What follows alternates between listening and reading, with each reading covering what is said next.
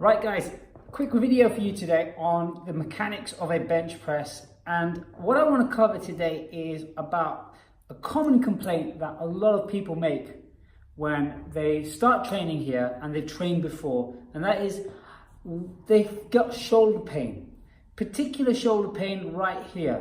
So this area here is your AC joint, your acromioclavicular joint. And it's very common for people that do a lot of bench pressing to get pain in this joint.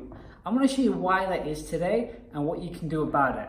So when I see clients that come in here that have trained before, and I look at their form, I look at the way they're executing that exercise, i.e. the bench press or the chest press, I notice a couple of things that's common for everybody that complains about pain in this area.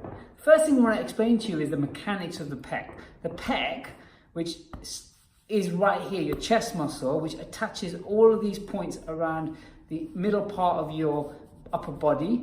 Okay, so you've got your ribs, you've got your sternum, your upper manubrium, and your clavicle here, and it inserts right here into your arm, into your humerus.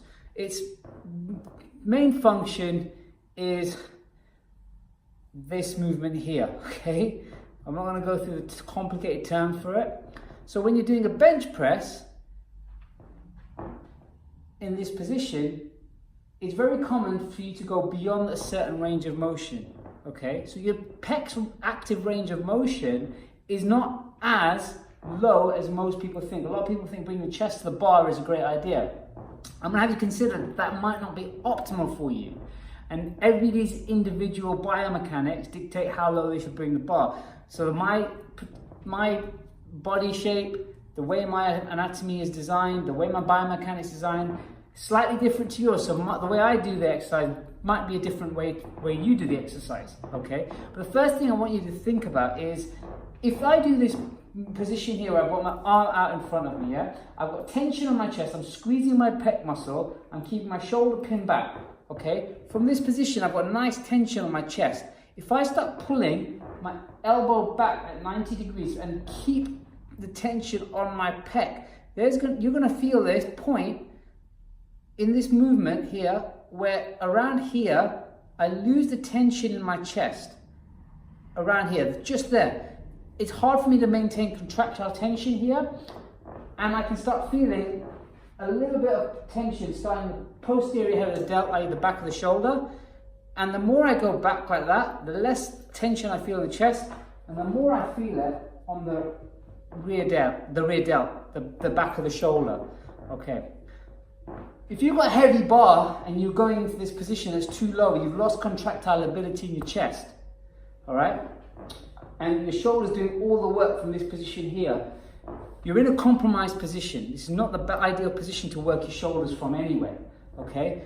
In this position, from a biomechanics point of view, your chest, the muscle is in its weak position, okay? It's strong here and it's weaker here. So if you're pushing the weight off, which is heaviest at this position, out, you're putting a lot of unnecessary force on this joint, okay?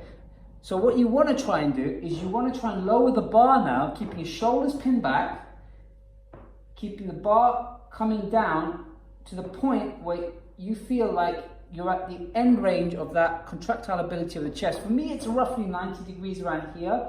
I don't want to bring the bar lower than this for myself, okay? I can keep a nice squeeze on my chest, and when I drive out, I've got lovely contraction on the chest muscle. You're going to get much better development on the pecs if you work within that active range of motion, but more importantly, you're going to avoid injury. And that is one of the most important things that you want to do. You want to make sure that you're training in a way that is going to give you the best bang for your buck whilst keeping your joints healthy and keeping you avoiding the injuries that are so common in the gym and in the training environment. So if you have any questions, give me a shout. Listen, I'm all about making sure that people are exercising and training the right way for their body types. If you want me to give you an assessment, I'm more than happy to book that in with you. And I'm going to be starting to share a lot more videos on the correct way to exercise and the correct way to train. All right, have a good one. Take care. Bye-bye.